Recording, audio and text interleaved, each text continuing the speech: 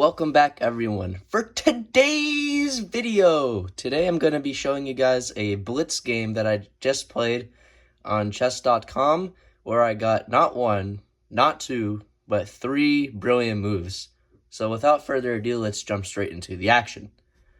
So the game starts out with me going e4 as usual, and black playing e5. Knight f3 is played by me, and then my opponent goes with the Petrov defense. And if you guys know, I've actually started playing the Petrov more as black instead of knight c6. I ended up actually having relatively good games with the Petrov, and I'm sticking to that opening system. But anyway, I take, and my opponent goes d6, pretty theoretical. And yeah, you guys can see the time here. We're both playing this pretty fast. I retreat my knight, and he grabs the pawn, and I go knight c3. And after the exchange, which is all theory, you might be wondering, well, this seems kind of drawn and boring. How can I possibly get three brilliant moves? Well, just wait and see. So my opponent goes bishop e7, and I go bishop to d3, which is all book, and my opponent castles, and I do the same. Next, my opponent plays the move bishop to g4, which is deemed an inaccuracy. Apparently, knight d7 was best, but hey, it's Blitz, it's fine. I go h3, okay, apparently bad move, inaccuracy, I don't really care. And my opponent retreats the bishop, and I go rook e1. I mean, this is all fine and dandy. And see, my opponent goes knight c6, which is the best move, developing the knight.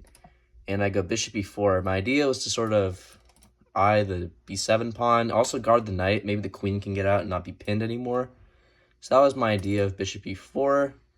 And yeah, black played the move queen d7. I didn't really see anything wrong with that.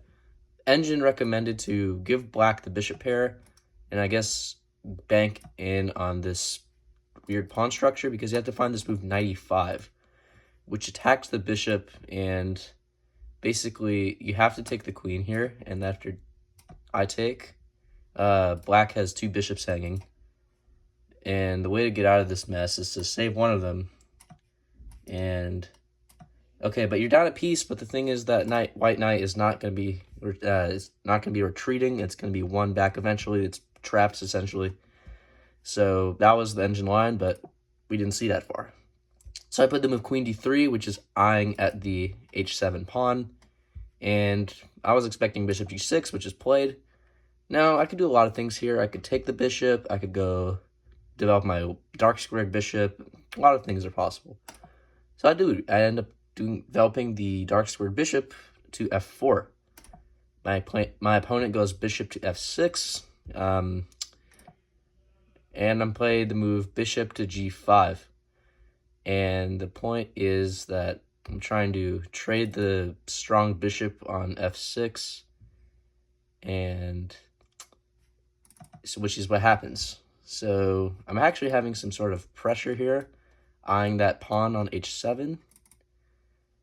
And see, my opponent plays the move knight e5, great move, attacking the queen. And I play queen g3, still eyeing the king's side a bit, I have to say. And opponent goes c6, which apparently is a mistake. I go rook d1. I guess it's because this pawn's a bit weak, and the rook's now on the d file.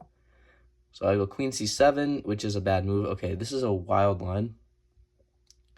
Okay, bishop takes g6. Actually, the wild line's later. Bishop takes g6 is best, because you can't take with the f-pawn because you allow the fork. You can't take with the h-pawn because queen h4 leads to mate.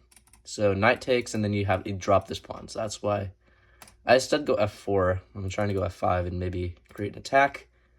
Opponent goes knight c4, which is a bad move. And I strike with f5. That was my idea. And see the time here. I'm up by about 30 seconds, so we're in good shape. Opponent goes bishop to h5. Now, you might expect me to save the rook, but I sacrificed the rook. I don't need that rook. I play f6, basically baiting black to take the rook. And if black does take the rook, this is leading the mate. After bishop h7, king h8, I take this, the king takes, and at least I can win the queen, but there's even mate. With this, king h6, queen to g7, king h5, and queen to g5 mate.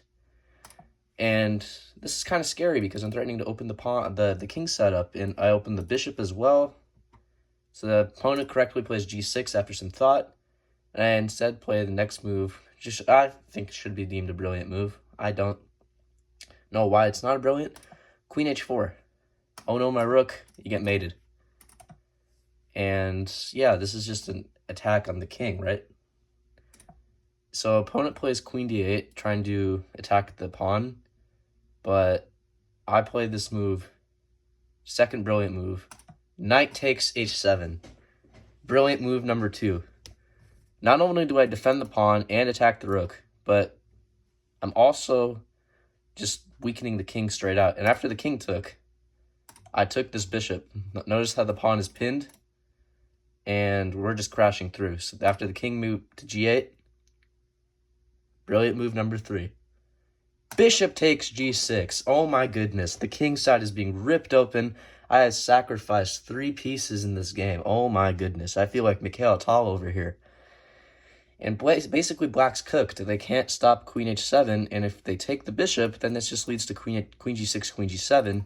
Black could throw in a check, but after I retreat, black could throw in this check, but I just take, and then the inevitable happens. So after bishop takes g6, my opponent thought he was fine with queen f6, but alas, they get mated with queen to h7. So that was a great win. I ended up with having basically more than a minute on time than he did. And it was one of my... I never remember having 3 brilliant moves in one, especially in a Blitz game. So that was really satisfying. I wanted to share it with you guys. So I hope you liked this video. And if you enjoy more content than like this, please let me know. And smash that subscribe button below. Bye, and have a great rest of your day.